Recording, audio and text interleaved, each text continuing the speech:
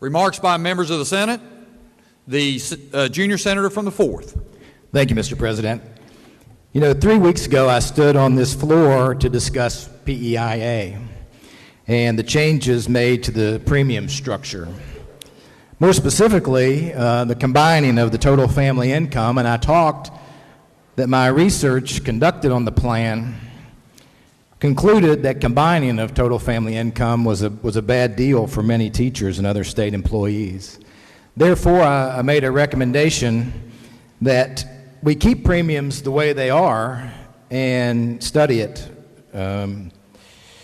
alternatives to determining the premium rate structure. And I didn't stop there. I spoke with you, Mr. President, the governor's office, and many of my colleagues here in the Senate. And I'm sure I wasn't the only senator to do this, and not only the only Republican either.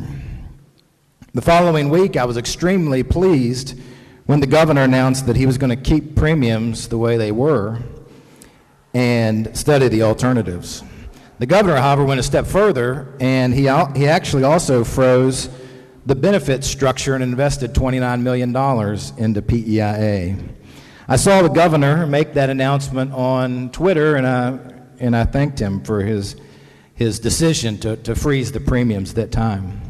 I started reading some of the other comments, and many of which were critical of this move. Many of the comments spoke of it being politically motivated and due to it being an election year, and then came the hashtag, a freeze is not a fix.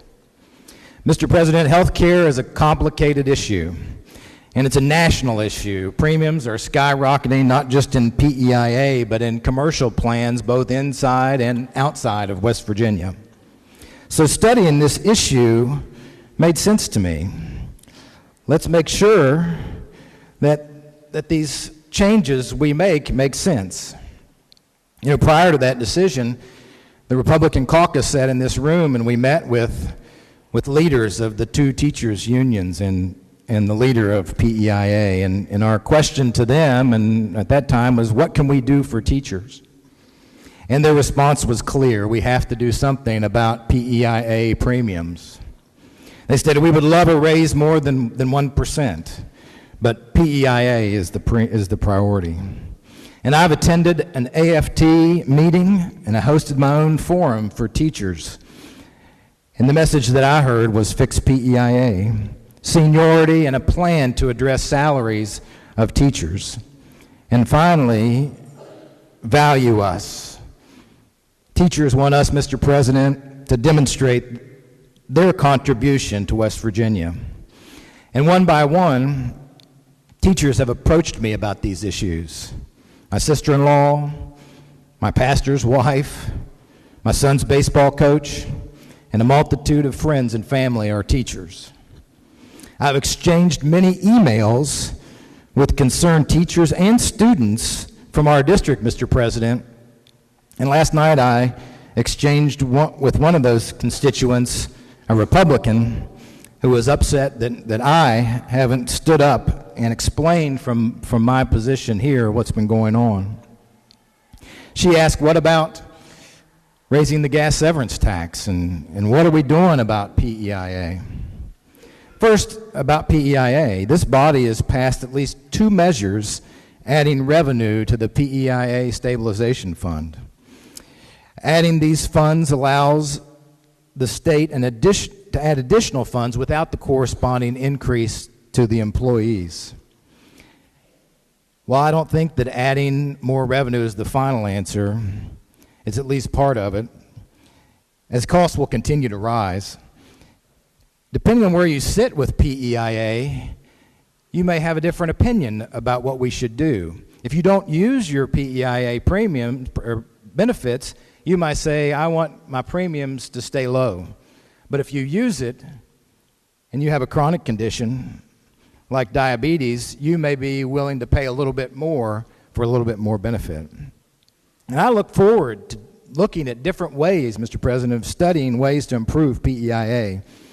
And just from a personal note, I'll tell you that when I came to the Senate, I told this before, but I've been through 4 different health insurance plans in the last year, and I selected PEIA because the coverage was a little bit better and the out-of-pocket costs were about half of what I was paying on the commercial market. I think we have to be creative about the different things that we look at for our PEIA members. Just one example is health savings accounts on top of maybe some high deductible plans that allow more selection and more choice from our PEIA members. Let me talk just a little bit about gas severance tax and some. I was at a teachers forum, as I mentioned earlier, in Putnam County, and I spouted some numbers that I'd heard about the gas severance tax, and I repeated what I'd heard without checking it out, and I was incorrect. I appreciate my colleague from the junior senator from the 8th for not throwing me under the bus in front of a rowdy crowd, so thank you. But it goes to show you that we must confirm the facts before we repeat what we've heard. That goes for us here in the legislature, it goes for us in life, it goes for us out anywhere we are. There have been a few bills floating around here about raising the gas severance tax or apportioning a percentage of the current tax to PEIA or teacher salaries. Let me tell you a little bit about what I've learned in my research. You know, West Virginia's gas severance tax is 5% per MCF. Ohio's is 2.5 per MCF. And Pennsylvania, which is 0, actually, there's some other fees, effectively makes their gas severance tax about 2.9%. And in the last few years, gas severance tax has been down. It's been not because of the percentage of the tax, but rather the price of the gas.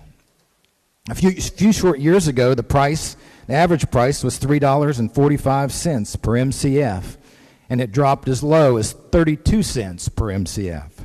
Now prices have started to rebound. The prices have started to rebound, and gas severances are projected to dramatically increase over the next few years. In 2016, the revenues had dropped to $47.5 million. This year, they're $99 million, and next year, they're predicted to be $151 million with the tax at 5%. All that's to say that while increasing the tax sounds like a good idea, it may very well be, I don't know. But we must be careful to remain competitive with our surrounding states. And I'll just close by saying that I think everyone in this body cares about teachers and wants to do what's best for salaries. They're our friends and our neighbors and our relatives, and we all want to do what's best. But I thought that just a little bit of the research that I've done might be appropriate to share that today, as we have a multitude of teachers here from all over the state of West Virginia, just to say that we do value their efforts with our teachers. They teach my kids at school. They do a fantastic job. But let's study some of these issues. Going forward, I think we're going to be doing a lot of great things, not just for teachers, but other state employees and other citizens in West Virginia. So thank you, Mr. President. Further remarks. The senator from